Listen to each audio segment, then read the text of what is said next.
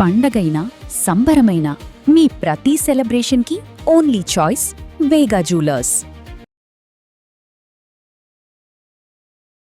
ఇలాంటి తప్పులు చేస్తే రేపు మా పరువు ఏమైపోతుంది, అస్సలు యాక్సెప్ట్ చేయం మేము ఇది అని చెప్పేసి నాకు 1 month లోపే పెళ్లి ఫిక్స్ చేసేసారు సార్.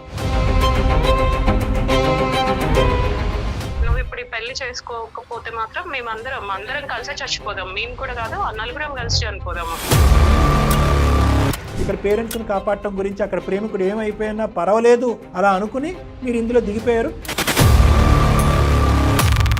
పెళ్లికి కూడా వచ్చారు, ఫ్రెండ్స్ అందరు వచ్చినట్టే తను కూడా వచ్చాడు, నా ముందు అలా నిలిచినాడు సార్. అసలు అలా నిల్చునేసరికి నాకేం అసలు నేను అక్కడ ఎలాంటి ఫీలింగ్స్ ఎక్స్ప్రెస్ చేయలేకపోయినా, నా బాధ ఏంటో కూడా ఎవరికి చెప్పలేను అక్కడ.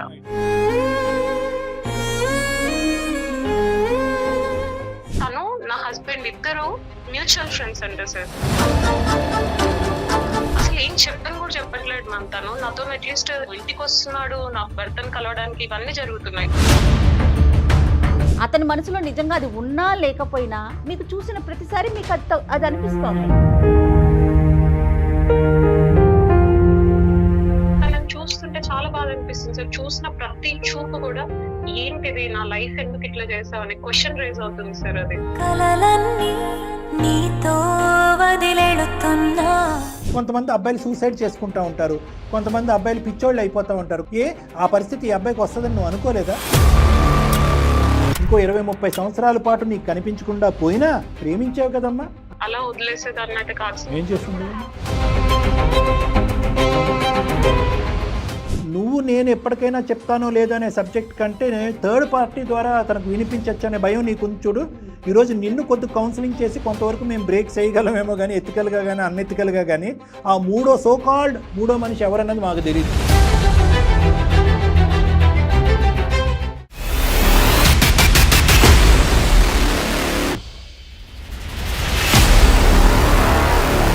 First of all thanks sir, నా మెయిల్ యాక్సెప్ట్ చేసి నాకు కాల్ చేసినందుకు. Welcome sir. యాక్చువల్ గా మా ఫ్యామిలీ బ్యాక్గ్రౌండ్ వచ్చేసరికి ఖమ్మం డిస్ట్రిక్ట్ సార్.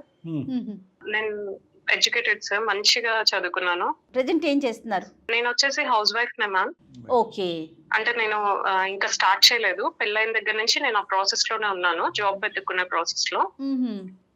ఎన్ని ఇయర్స్ అవుతుందండి పెళ్ళయి? పెళ్ళయి 2 months అయింది మ్యామ్. 2 months ఉండి? అవునండి. డాడీ మమ్మీ అందరూ గవర్నమెంట్ ఎంప్లాయీస్ మ్యామ్. ఓకే. మీ హస్బెండ్ అండి? హస్బెండ్ వచ్చేసి సాఫ్ట్వేర్ ఎంప్లాయీ మ్యామ్. ఓకే. అంటే ఆయనకి మంచి ప్యాకేజ్ ఉందని చెప్పేసి డాడీ వాళ్ళు పెద్దవాళ్ళు అందరూ చూసిన పెళ్లి మ్యామ్ నాది. ఓకే. నేను నా హస్బెండ్ తో చాలా హ్యాపీగా ఉన్నా మ్యామ్. ఎంత బాగా చూసుకుంటారంటే మా డాడీ ఎలా చూసుకున్నారో తను కూడా నన్ను అలాగే చూసుకుంటారు మ్యామ్. ఓకే. ఇంత కొంచెం కూడా నాకు ఎక్కడ ఇబ్బంది కలగలేదు అసలు. సో ఈ 2 months మీ జర్నీ చాలా బాగా సాఫీగా సాగిందంట? చాలా బాగా జరిగింది మ్యామ్. సంతోషం. పెళ్ళయ్యే ముందు నేను ఒక చిన్న మిస్టేక్ చేశాను మ్యామ్. చిన్నది అని చెప్పలేను, అది చాలా పెద్దదే. ఏ అమ్మాయి చేయకూడదు యాక్చువల్ గా, నేను చేశాను. ఇంటర్ చదువుకున్నప్పటి నుంచి కూడా నాకు ఒక ఫ్రెండ్, మేమందరం ఒక బ్యాచ్ లాగా ఉండేవాళ్ళం మ్యామ్. అందులోనే నాకు ఒక ఫ్రెండ్ ఉన్నారు. ఓకే. మేము చాలా క్లోజ్ ఫ్రెండ్స్. అయితే ఒక రోజు సడన్ గా వచ్చేసి మా ఇంటర్ అంటే ఫైనల్ ఎగ్జామ్స్ మూమెంట్ లో నాకు వచ్చేసి ప్రపోజ్ చేశారు మ్యామ్ తను. నేను అది యాక్సెప్ట్ చేశాను. ఓకే. ఓకే, లైఫ్ కూడా బాగానే ఉంటుంది కదా అని చెప్పేసి యాక్సెప్ట్ చేశాను మ్యామ్. ఇంటర్ లోనే? ఇప్పుడు కూడా మేమేమి అది ఏదో తప్పుగా తీసుకెళ్ళాలి అనేది ఏం లేదు మ్యామ్. అదేలేండి. మాకేంటంటే ఫస్ట్ ఎడ్యుకేషన్ ప్రయారిటీగానే ఉంది మ్యామ్. మేము చదువుకుంటూనే సరే మంచిగా సెటిల్ అవ్వాలి, ఇద్దరం పెళ్లి చేసుకోవాలి అన్న ఉద్దేశమే కానీ ఎక్కడో తప్పు చేయాలి, తప్పుదారిలో వెళ్ళాలనే ఉద్దేశం మాత్రం మాకు లేదు మ్యామ్. మీరు చేయరమ్మా, వయసు చేస్తారు. మాది బీటెక్ అయిపోయింది, నేను ఎంటెక్ చేసుకున్నాను. తను బీటెక్ అయిపోయాక నేను బిజినెస్ చేసుకుంటాను అని చెప్పేసి ముంబై వెళ్ళారు మ్యామ్. అతను ముంబై వెళ్ళాడు. నా కోసం తను అక్కడి నుంచి ఏదైనా నాకు పంపించడం కానీ, గిఫ్ట్స్ కానీ, నాకు ఏదైనా కావాలంటే అసలు నేను అడగకపోయినా పంపించేది మ్యామ్. తను అంత బాగా చూసుకునేది నన్ను. ఓకే. అతను ముంబై వెళ్ళిన తర్వాత కూడా మీరు కాంటాక్ట్ లోనే ఉన్నారు? ఫిజికల్ గా ఎదురెదురుగా కాంటాక్ట్? ఫిజికల్ గా ఏం లేదు సార్, అసలు ఎప్పుడు కూడా ఏం లేదు, ఎలాంటి తప్పు చేయలేదు అట్లా కదా. అంటే ఎదురుబదురు లేకపోయినా కూడా ఫిజికల్ అంటే నాట్ రిలేషన్షిప్ అమ్మా, దూరంగా ఉన్నా కూడా యూ మెయింటైన్ ద రిలేషన్షిప్. అతను నేను చాలా బాగా చూసుకునేవాడు, గిఫ్ట్లు ఇవన్నీ కూడా పంపించాడు. నాట్ ఓన్లీ గిఫ్ట్స్ బట్ నా హెల్త్ గానీ ప్రతిదీ స్టేటస్ ప్రతిదీ నీ కనుక్కునేవాడు, welfare నన్ను అంతా అలాగే చూసుకునేవాడు ఎప్పటిలాగే. Okay okay. మీ పేరెంట్స్ కి వాళ్ళ పేరెంట్స్ కి తెలుసా? అసలు వాళ్ళ ఫ్యామిలీ బ్యాక్గ్రౌండ్ మీకు తెలుసా? ఒక్కటే దగ్గర మ్యామ్, వాళ్ళకి పక్కన ఊరు అంతే. ఆహాహా. కానీ పెద్దలకు తెలుసమ్మా మీరిద్దరు మా ప్రేమించుకున్నారు. ఫ్యామిలీ బ్యాక్గ్రౌండ్ కూడా తనకు తెలుసు. అందుకనే మ్యామ్ ఫస్ట్ నుంచి సెటిల్మెంట్ మీదనే ఆలోచించాం, ఎందుకంటే వాళ్ళకి కొంచెం లో మాకంటే. అదేలేండి. ఎప్పుడు ఏం చెప్పేదాన్ని అంటే, ఫస్ట్ వీళ్ళు యాక్సెప్ట్ చేయాలంటే నువ్వు కూడా సేమ్ స్టేజ్ లో ఉంటే వీళ్ళు యాక్సెప్ట్ చేస్తారు, అందుకని మన ఇద్దరం కష్టపడదాము, ఇద్దరిలో ఎవరైనా సెటిల్ అయినా కూడా హ్యాపీగా ఉండొచ్చు అనే చెప్పేదాన్ని మ్యామ్ ఫస్ట్ నుంచి. అదేలేండి. ఓకే. అదే ఉద్దేశంతోనే తను బిజినెస్ కోసం అని వెళ్ళాడు మ్యామ్.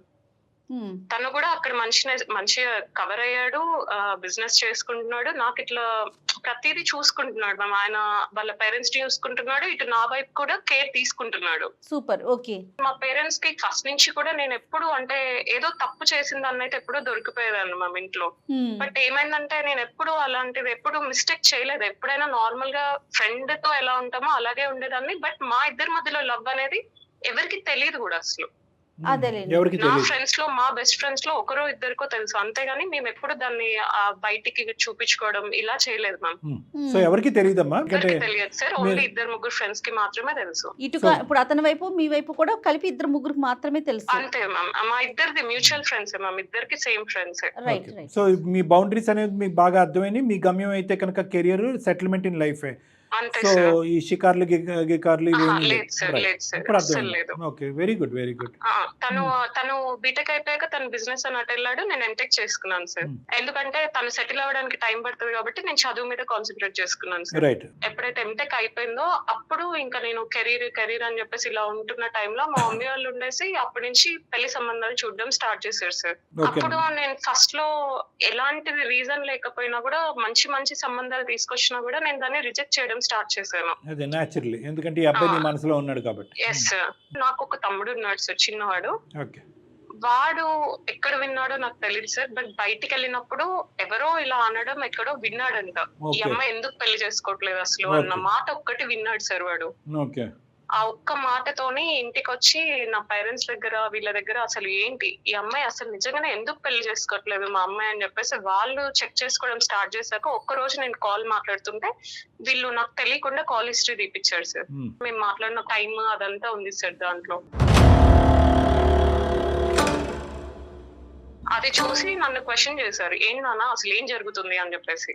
ఎవరు క్వశ్చన్ చేశారు? వీళ్ళ పేరెంట్స్. ఇప్పుడు నేను చెప్పాను సార్, మమ్మీ నాకు ఈ అబ్బాయి అంటే చాలా ఇష్టం మమ్మీ, తను కూడా సెటిల్ అవ్వడానికే వెళ్ళాడు, కెరీర్ ఇప్పుడిప్పుడే మంచిగా స్టాండర్డ్ అవుతుంది, నేను కూడా ఏం ఫ్రీగా ఇట్లా ఉండట్లేదు కదమ్మా, నేను కూడా కెరీర్ మీదనే కాన్సన్ట్రేట్ చేసుకుంటున్నా కదా, ప్లీజ్ మమ్మీ కొంచెం టైం ఇవ్వండి అని అడిగాను సార్. అడిగితే వాళ్ళు లేదు ఇప్పుడు నువ్వు ఇలాంటి తప్పులు చేస్తే రేపు మా పరువు ఏమైపోతుంది, అస్సలు యాక్సెప్ట్ చేయం మేము ఇది అని చెప్పేసి నాకు 1 month లోపే పెళ్లి ఫిక్స్ చేసేసారు సార్. అయ్యో. నా ఫోన్ తీసేసుకున్నారు మొత్తం, ఇంకా అన్ని స్విచ్ ఆఫ్, అసలు ఒక్కటి కూడా మీడియం ఆఫ్ కమ్యూనికేషన్ లేదు సార్ మా ఇద్దరి మధ్యలో. సో అబ్బాయికి ఇలా జరుగుతుందని చెప్పడానికి కూడా అవకాశం లేదు? తెలీదు, తనకి చెప్పలేకపోయాను అసలు. ఇంకా మొత్తం నాకు కూడా మైండ్ స్ట్రక్ అయిపోయింది సార్ ఆ టైంలో. అట్లీస్ట్ మీరు కామన్ ఫ్రెండ్స్ తో ట్రై చేయటం కానీ అలాంటి ఇంకా అసలు మా మమ్మీ వాళ్ళు ఎవరిని రానిలేదు మా ఇంటికి, ఎవరిని రానివ్వలేదు, బందికాన చేశారు, ఎవరిని రానివ్వలేదు అసలు. ఇంకా మొత్తం ఒక ఇంట్లో ఒక రూమ్ లో మాత్రమే ఉండేదాన్ని మ్యామ్ నేను. అయ్యయ్యో. అలా ఉండేదాన్ని. 1 month లో పెళ్లి చూపులు అయిపోయింది, ఇంకేం లేదు మ్యామ్, ఎమోషనల్ బ్లాక్ మెయిల్ వచ్చి నువ్వు ఇప్పుడు ఈ పెళ్లి చేసుకోకపోతే మాత్రం అందరం కలిసే చచ్చిపోదాం, మేము కూడా కాదు నలుగురం కలిసి చనిపోదాము, ఇలా పరువు పోతుంది అది ఇది అని చెప్పేసి ఇంకా నాకు చాలా బాధ, ఇంకా చెప్పలేను సార్ ఆ ఫీలింగ్స్. అలా తీసుకెళ్లి 1 month లోపే నాకు పెళ్లి చేసేసారు సార్. తను ఏమైందంటే పెళ్లికి కూడా వచ్చారు, ఫ్రెండ్స్ అందరు వచ్చినట్టే తను కూడా వచ్చాడు, నా ముందు అలా నిలిచినాడు సార్. అసలు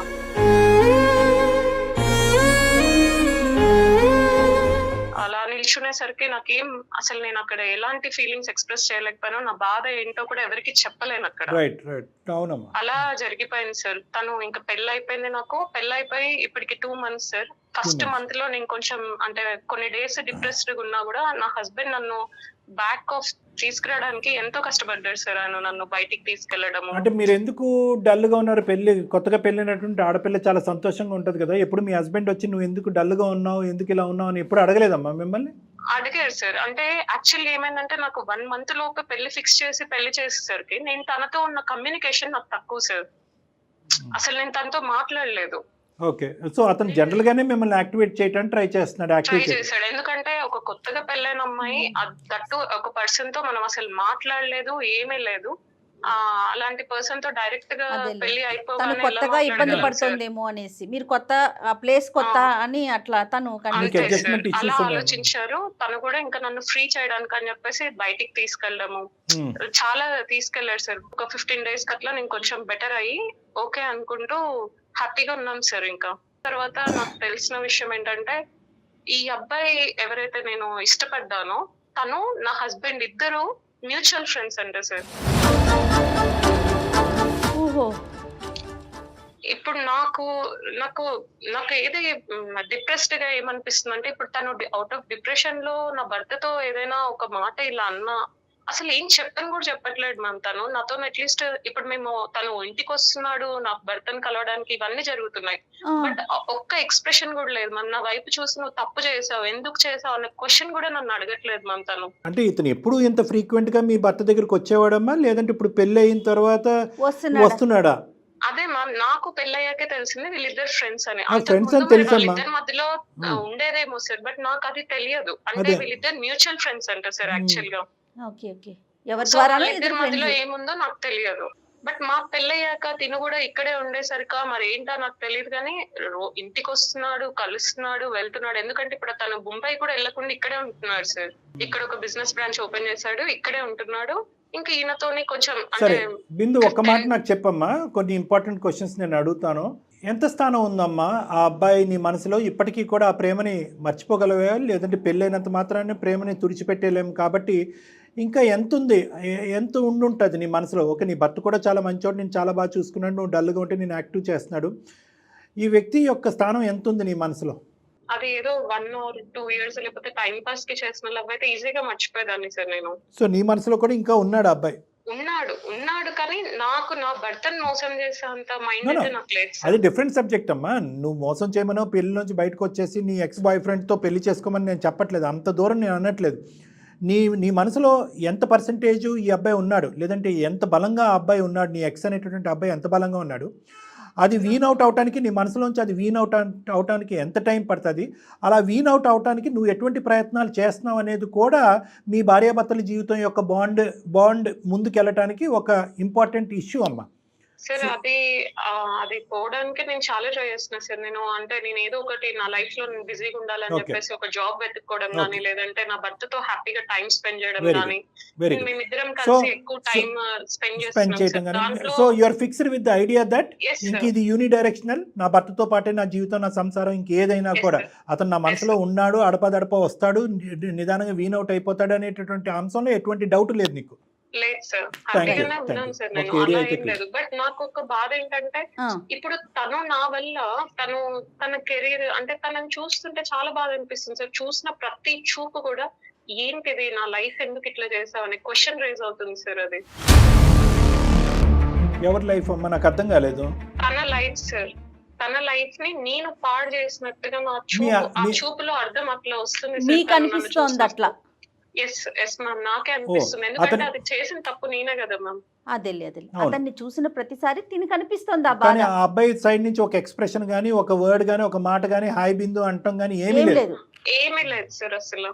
సో ఓకే, అసలు అట్లీస్ట్ ఈమె నాకు తెలుసు, నా క్లాస్మేట్ అనేది కూడా లేదు సార్. ఇప్పుడు ఇవన్నీ రెట్రోస్పెక్టివ్ గా ఆలోచించి ఇప్పుడు అతను నా వైపు చూస్తున్నాడండి, అతను మనసులో ఎంత ఉంది అంటే ఇంత బాధపడతాడు అని చెప్పి నువ్వు ఆ స్టెప్ తీసుకుని మీ తల్లిదండ్రులు పెట్టేటటువంటి ఒత్తిడి అవని ఇంకోటి అవనియండి, అప్పుడే ఫైట్ చేసి ఉండొచ్చు కదమ్మా.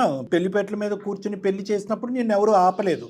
నువ్వు లెగిసిపోయి, లేదంటే నీ పక్కన ఉన్నటువంటి భర్తకి, కాబోయేటటువంటి భర్తకి చెప్పడానికి నా జీవితం ఇలా అన్యాయం అయిపోతుందని చెప్పి, ఇక్కడ క్లియర్ కట్గా నువ్వు మోసపోతున్నావు, నీ భర్త కూడా మానసికంగా మోసపోతున్నాడు. అతను ఎవరైతే నిన్ను నమ్మి ఏదో ముంబైలో వెళ్ళి అంత దూరంలో ఉన్నా కూడా నీ వెల్ఫేర్ గురించి ఆలోచించేటటువంటి ఒక వ్యక్తి, అతను ఇంకా ఘోరంగా మోసపోతున్నాడు. ఇంతమంది మోసం చేసేటటువంటి పరిస్థితి తెచ్చే ముందు అట్లీస్ట్ కాస్తన్నా కొద్ది ఫైట్ చేయాలి, నా ప్రేమ గురించి నేను నిలబడాలి, నేను పోరాడాలి అనేటటువంటి తపన ఎందుకు లేదమ్మా? ఈ అబ్బాయి ఇలా వచ్చి ఇక్కడ సైలెంట్గా కూర్చున్నాడు కాబట్టి సరిపోయింది. కొంతమంది అబ్బాయిలు సూసైడ్ చేసుకుంటూ ఉంటారు, కొంతమంది అబ్బాయిలు పిచ్చోళ్ళు అయిపోతూ ఉంటారు, కొంతమంది అబ్బాయిలు కనిపించకుండా పోతూ ఉంటారు. ఆ పరిస్థితి ఈ అబ్బాయికి వస్తుందని నువ్వు అనుకోలేదా? సార్ మీకు తెలియనిది ఏం లేదు సార్. సొసైటీలో ఇప్పుడు right to education, right to freedom అని అమ్మాయిలకు ఎంత ఉన్నా కూడా అమ్మాయిలకు ఫ్రీడమ్ నిజంగా ఉంటుందా సార్? ఇంట్లో ఉండదు కదా సార్. ప్రతి ఒక డ్రెస్ వేసుకోవాలన్నా కూడా పేరెంట్స్ పర్మిషన్ ఉండాలి. మనం ఎలా వేసుకుంటున్నాం అంటే నేను అంత పాష్ గా మరి నువ్వేం చెప్పినా నేను చేయను అనే టైప్ అయితే నేను కాదు సార్. మా పేరెంట్స్ కి నేను రెస్పెక్ట్ ఇస్తా. సో వాళ్ళు చెప్పిన విధానంలో ఉంటేనే కదా సార్ సొసైటీలో రెస్పెక్ట్ ఉండేది. మీ పేరెంట్స్కి రెస్పెక్ట్ ఇవ్వద్దు అని అనట్లేదు, మీ పేరెంట్స్ చెప్పినట్టు వినొద్దు అనట్లేదు. మీ పేరెంట్స్ యొక్క మెంటల్ స్టేట్ ఏంటి, వాళ్ళ యొక్క దృక్పథం ఆలోచన పెంచినటువంటి విధానం బట్టి మీరు తీసుకునేటటువంటి నిర్ణయాలు ఉండాలమ్మా. అసలు ప్రేమించి ఒక అనామికుడు అయినటువంటి ఒక అబ్బాయిని ప్రేమించి కళ్ళెదురుకుంటా నిలబెట్టి కూర్చోపెడితే కనుక మీ తల్లిదండ్రులు ఒప్పుకుంటారా లేదా? వాళ్ళ క్యాస్టో లేదంటే ఫైనాన్షియల్ స్టేటస్తో లేదంటే ఇంకో గోత్రాలో ఇలాంటి అంశాలు ఏమన్నా ఉంటాయి అనేటటువంటి ఆలోచన ముందుగానే మీ ఇలాంటి ఆడపిల్లలు పసిగట్టిన తర్వాత వేరే అబ్బాయికి ప్రామిస్ చేయాలి. మీరు ప్రామిస్లు అన్నీ చేసేసిన తర్వాత మా పేరెంట్స్ ఇలా అంటారని మేము అనుకోలేదు, ఇలా బందికానా చేసి ఫోన్ లాగేసుకుని ఉక్కిరి బిక్కిరి చేసి నన్ను పెళ్లి చేస్తారు నేను అనుకోలేదని రెట్రోస్పెక్ట్గా మాట్లాడొద్దని నేను అంటున్నా. నేనేమనుకున్నానంటే మా కజిన్స్ లో కానీ వీళ్ళందరినీ చూసి సరే నేను వాళ్ళందరికంటే చిన్నదాన్ని సార్, నేను ఒక్కటే అనుకున్నా. మీరు అజ్యూమ్ చేస్తున్నా ఇప్పుడున్న బయట ఉన్న స్టేటస్ లో సరే మా డాడీ వాళ్ళు తను మంచిగా సెటిల్ అయితే మంచిగా చూసుకుంటాడు అని వీళ్ళకి ఒక సపోర్ట్ ఒక హ్యాండ్ అంటే మంచిగా చూసుకుంటా నేను మీ అమ్మాయిని అనే ఇస్తే ప్రామిస్ నన్ను ఇస్తారేమో అనుకునే నేను ఉన్నాను. కానీ అప్పుడు కూడా సార్ మీకు చెప్తూనే ఉన్నాను కదా సార్, నేను ఒక్క దగ్గర కూడా రాంగ్ స్టెప్ అనేది తీసుకోలేదు. ప్రతిసారి కెరీర్ మీదనే ఫోకస్ పెట్టాను సార్. అంతవరకు నువ్వు సిన్సియర్ గానే ఉన్నాయమ్మా, కానీ మిగతా ఆస్పెక్ట్ అంతా కూడా assumption. Anyway that's all gone. మీరైతే ఫైట్ చేయలేకపోయారు, మీరు ఎజ్యూమ్ చేసుకున్నారు. ఇక్కడ పేరెంట్స్ని కాపాడటం గురించి అక్కడ ప్రేమికుడు ఏమైపోయినా పర్వాలేదు తప్పుగా అనుకోకండి, అలా అనుకుని మీరు ఇందులో దిగిపోయారు. ఇక్కడ మీ అదృష్టం బాగుంది కాబట్టి మీరు మంచి అబ్బాయి దొరికాడు, మీ బాధను రిమూవ్ చేసేటటువంటి అబ్బాయి దొరికాడు. మరి అతను ఏమైపోతాడు అని మీరు అనుకున్నారనేది నా ప్రశ్న. ప్రేమించావు కదమ్మా, అతను ఎలా ఉన్నాడు? అలా వదిలేసేదాన్ని అయితే కాదు. తను కూడా హ్యాపీగా ఉండాలనే నేను మాట్లాడడానికి ట్రై చేద్దామని ఏదో ఒకటి ఇలా మాట్లాడుతున్నా కూడా తన ఒక్క రియాక్షన్ కూడా లేదు సార్. ఇప్పుడు మాట్లాడే ఉపయోగం ఏముంది? మీరు ఒకసారి అర్థం చేసుకోండి. బిఫోర్ మ్యారేజ్ ఈ ప్రయత్నాలన్నీ జరగాల్సింది కదా. అది డాక్టర్ మ్యామ్ నేను ఏం చేయలేకపోయాను మ్యామ్. ఒక రూమ్ లో పడేసి నువ్వు ఇంకిక్కడే ఉండాలి లేదంటే మేము చస్తామంటే నేను ఇంకేం చేయాలి మ్యామ్? ఒక సొసైటీలో ఇంతమంది దాంట్లో వాళ్ళ రెస్పెక్ట్ బయటికి వచ్చేసి లేచిపోలేను, ఎందుకంటే నా పేరెంట్స్ రెస్పెక్ట్ ఇంపార్టెంట్ సొసైటీలో. నేను ఇంకేం చేయాలి మామ? సరే అమ్మ, నీ వర్జన్ నీదే. ఆ అబ్బాయి యొక్క మానసిక పరిస్థితి ఈ రోజు ఎదుర్కొంటూ వచ్చి మీ ఆయన యొక్క ఫ్రెండ్ కాబట్టి ఈ రోజు నువ్వు మాట్లాడుతున్నావు. ఆ అబ్బాయి వచ్చి మీ ఇంట్లో కూర్చోపోతే నువ్వు మాకు ఫోన్ చేసి ఉండేదానివా, మాకు ఈమెయిల్ పంపించి ఉండేదానివా? సార్ నేను ఒక అబ్బాయిని ప్రేమించాను, అబ్బాయి పరిస్థితి ఎలా ఉందో నాకు తెలియట్లేదు, నేను చేసిన తప్ప నిజం అని చెప్పి మాకు ఈమెయిల్ పంపించి ఉండేదానివా? సార్ నేను ఖచ్చితంగా పంపించేదాన్ని సార్. ఎందుకంటే నన్ను ఊహించుకొని తన లైఫ్ క్రియేట్ చేసుకున్న మనిషిని నేను అలా ఎలా వదిలేయగలను సార్? నాకు ఒక్కటే సార్, ఇప్పుడు నా భర్తకి నేను చెప్పాలా లేదంటే తను చెప్తే తెలిస్తే నా భర్తకి అసలు నా పొజిషన్ ఏంటో కూడా నాకు అర్థం అవ్వట్లేదు. ప్రీవియస్ మిస్టేక్ నా హస్బెండ్ కి చెప్పాలని నాకు ఫస్ట్ నుంచి ఉంది సార్. తను చూపించిన ప్రేమ వల్ల నేను ప్రతిసారి ఆగిపోయాను. బట్ ఇప్పుడు తను అలా వచ్చి కూడా నేను అట్లీస్ట్ ఏదైనా మాట్లాడుతుంటే కూడా రెస్పాండ్ అవ్వకపోయేసరికి నాలో ఒక క్వశ్చన్ మార్క్ సార్. ఇప్పుడు తన లైఫ్ అంతా నేను తీసేసుకున్నట్టుగా నాకు ఉంది, నా లోపల నాకు చాలా అవుతుంది సార్, హార్డ్ ఉంది నేను తీసుకోవడానికి. ఇది మీ హస్బెండ్ తో ఎలా రివీల్ చేయాలా, అసలు రివీల్ చేయాలా వద్దా, లేదంటే ఎప్పుడు రివీల్ చేయాలా సార్ నాకు అసలు? అంటే నేను రివీల్ చేస్తే తను ఎలా తీసుకుంటాడు, లేదంటే వేరే వాళ్ళ త్రూ తనకు తెలిస్తే నా జీవితం నా లైఫ్ ఎట్లా అసలు స్టేట్ లో ఉంటుందా, నాకు ఏం అర్థం కావట్లేదు సార్ అసలు. అమ్మా నిన్నే అడుగుతానమ్మా, మమ్మల్ని అడిగే క్వశ్చన్ నేను నిన్నే అడుగుతాను. రివీల్ చేస్తే అడ్వాంటేజ్ ఏంటమ్మా, రివీల్ చేయకపోతే అడ్వాంటేజ్ ఏంటి? సార్ రివీల్ చేస్తే నాకు అట్లీస్ట్ నాకు నా భర్తను మోసం చేయలేదన్న ఇదిగానే ఉంటుంది కదా సార్ నాకు. చాలా ఇంపార్టెంట్ అది. ఇంకోటమ్మా ఇంకేం అడ్వాంటేజెస్ ఉన్నాయమ్మా చెప్తే? సార్ ఇంకా అంతకు మించి ఏం లేదు సార్. నా భర్త నేను మోసం చేయలేదు, అట్లీస్ట్ తనని కూర్చోబెట్టి ఇదిగో జరిగింది ఇది, నువ్వు హ్యాపీగా నువ్వు మూవ్ ఆన్ అయిపో అని చెప్పేసి ఒక్క మాట తనతో చెప్పాలని సార్. ఇంకా అంతకు మించి ఏం లేదు సార్. ఈ రోజు మాకు ఈమెయిల్ చేయకపోయినా ఎప్పుడో ఒక సమయం సందర్భంలో చెప్పుండేదాను కదమ్మా, ఎందుకంటే ఈ భారాన్ని మోసేటటువంటి పరిస్థితి లేక చెప్పుండేదానుగా. అసలు చెప్పడానికి ఫస్ట్ తను స్కోపే ఇవ్వట్లేదు కదా సార్, ఒక మాట మాట్లాడడానికి కూడా స్కోప్ ఇవ్వట్లేదు కదా సార్. నన్ను చూసిన చూపు ఎంత ఎలా ఉందంటే నేను తీసుకోలేకపోతున్నా సార్. అది అతను చూస్తున్నా దాన్ని. అది పక్కన పెట్టండి. ఇప్పుడు అతను ఎలా చూసినా మీ మనసులో ఆ ఫీల్ ఉంది కాబట్టి మీకు అదే అనిపిస్తోంది. నాకు చాలా గిల్టీగా కాదు, ఉంది కాదు, మ్యామ్, బిందు, చెప్పాలంటే బిందు. నేను చాలా గిల్టీగా ఫీల్ అవుతున్నాను. బిందు నేను ఒకటి చెప్తా చూడండి. మీ మనసులో మీకు ఆ ఫీల్ ఉంది, అయ్యో నేను ఇతన్ని కాదని పెళ్లి చేసేసుకున్నాను కాబట్టి అతని మనసులో నిజంగా అది ఉన్నా లేకపోయినా మీకు చూసిన ప్రతిసారి మీకు అది అనిపిస్తోంది. మీరు చాలా గిల్టీగా ఉంది మీరు ఆ మ్యామ్, point. చాలా అది- గిల్టీగా. See, అమ్మ ద థింగ్ ఈజ్ ఏంటంటే you know this boy very well. నీ ఎక్స్ అనేటటువంటి అబ్బాయి గురించి నీకు బాగా తెలుసు. Yes, sir. మోసగాడు కాదు, క్రూరమైన మనస్తత్వం కాదు, కావాలని నిన్ను ట్రిగర్ చేసి ఇన్స్టిగేట్ చేయడానికి ఇక్కడికి వచ్చి మీ ఆయనతో స్నేహం అనేది నటించట్లేదు. లేదు సార్. ఓకే, ఎందుకంటే కనుక అతని ప్రయాణం అనేది నీకంటే మీ ప్రేమతో పాటు ఇతనితో పాటు ఫ్రెండ్షిప్ అనేది ఉంది, అది కంటిన్యూ చేసుకుంటున్నాడు. నెంబర్ 1. నెంబర్ 2 ఏంటంటే అతను ఎక్కడా కూడా నిన్ను డిస్టర్బ్ చేయటం కానీ నువ్వు నా జీవితాన్ని ఇలా లోపల బాధ ఉండి ఉండొచ్చు, అది డిఫరెంట్ స్టోరీ. నువ్వు ఇలా చేసావు, నన్ను ఇలా బాధ పెట్టావు అని చెప్పి ఎప్పుడు కూడా ఒక మాట తీసుకురావడానికి ట్రై చేయలేదు. ఓకే, సో ఫ్యూచర్లో కూడా అతను వచ్చి ప్రత్యేకంగా మీ హస్బెండ్కి వచ్చి నీకు తెలుసా మీ ఆవిడతో నాకు ప్రీవియస్గా రిలేషన్షిప్ ఉన్నది అని చెప్పేటటువంటి ఉద్దేశం ఆ భయం. సో నువ్వు ఆ భయాన్ని తీసేసాయమ్మా. అది ఎందుకంటే మనం ఎట్లా చెప్తాం డాక్టర్ గారు? Let's talk about all the pros and cons madam. Okay, okay, నేనేమంటున్నానంటేనమ్మా, అది నిజంగా ఆ అబ్బాయి వచ్చి మీ హస్బెండ్ తలుపు తట్టి నీకు తెలుసా తమ్ముడు మీ ఆవిడతో నేను ఇంతకుముందు ఒక రిలేషన్షిప్ నడిచింది అని చెప్పేవాడు అయితే కనుక అసలు నువ్వు అతనితో పాటు ప్రేమించి ఇంతకాలం ఒక నమ్మకంగా అంటే మీ ప్రేమ గురించి చాలా గొప్పగా నమ్మకంగా చెప్పావు కాబట్టి ఆ లేదు వ్యక్తిత్వం సార్, అతను తను అలాంటి వాడు అస్సలు కాదు సార్. కాదు. ఎందుకంటే ఎందుకు? ఒకరి ఫ్యూచర్ ని నలిపేయాలన్నంత ఇది ఏం లేదు సార్ తనకి. తను ఎప్పుడు మెచ్యూర్డ్ గా ఉంటాడు. ఒక మంచి వాల్యుబుల్ పర్సన్ సార్ తను. Right, నేను right. అలాంటి వాడిని నా పేరెంట్స్ కోసం వదిలేసుకున్న గిల్టీ తప్ప నాకు ఇంకేం లేదు సార్. ఎందుకంటేనమ్మా నువ్వు పేరెంట్స్ని ఎదిరించి ఆ అబ్బాయిని పెళ్లి చేసుకోకపోవటం ఒక్కటి తప్ప మిగతా అన్ని అంశాల్లో మీ ప్రేమకు మార్కులు పడిపోయినాయి. ఇంటర్మీడియట్లో మేము అనుకున్నామండి లైఫ్ లాంగ్ ట్రావెల్ చేయగలను అనగానే నేను జయ మేడం వైపు చూసి అమ్మ మీరు తప్పు చేయరమ్మా మీ వయసులు తప్పు చేస్తాయని అన్నాను. ఎందుకంటే కామన్గా మాకు వినిపించే ఎగ్జాంపుల్స్ అవే కాబట్టి. కానీ ఎక్కడ కూడా మీరు ఫిజికల్గా కమిట్ అవ్వలేదు, ఆ విధంగా జర్నీ చేయలేదు. అతనికి 100కి 300 మార్కులు వేసేసావు మొత్తం నువ్వు చెప్పే దాంట్లో. అతను ముంబై వెళ్ళినా కూడా మీ తండ్రి స్థానం ఎలాంటిదో అటువంటి స్థానంలో నిలబడి నిన్ను సపోర్ట్ చేస్తూ గిఫ్ట్లు మాట పక్కన పెట్టండి కానీ వెల్ఫేర్ కాన్స్టెంట్గా చూసుకుని ఎప్పుడైతే కనుక ఫోన్ ఒక 15 రోజుల పాటు కట్ చేసావో ఎగురుకుంటూ వచ్చి ఇక్కడ నీ వెల్ఫేర్ ఎలా ఉందని వాళ్ళు పడినటువంటి ఒక గొప్ప వ్యక్తి. అవును సో సార్. అటువంటి వ్యక్తి ఎప్పుడు కూడా అటువంటి దిగజారుడు పనికి వెళ్తాడు, మీ జీవితాల్లో నిప్పు పోస్తాడని అయితే నేను అనుకోవట్లేదు. ఆ భయం వల్ల ఆ భర్తకు చెప్పాలా వద్దా అనే కాన్సెప్ట్ తీసేసే అని అంటున్నా. సార్ అది నాకు భయం లేదు సార్. భయం కాదు కానీ నాకు తను చెప్తాడని లేదు.